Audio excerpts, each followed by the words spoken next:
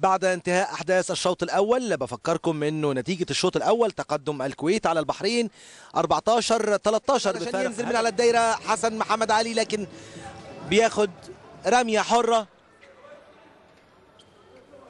تركي الخالدي.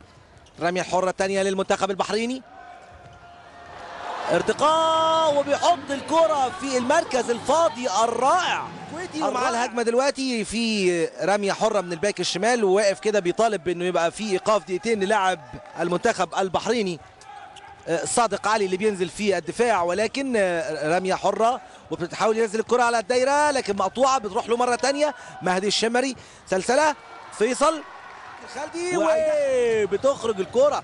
تركي الخالدي بيشيل السبع امتار او الرميه الجزائيه للفريق او المنتخب البحريني، لانه طبعا زي ما احنا عارفين انه عندنا في كره اليد بنقول الرميه الجزائيه هي رميه 7 امتار لانها على بعد 7 امتار في الخط الموجود. فريق امام حضرتك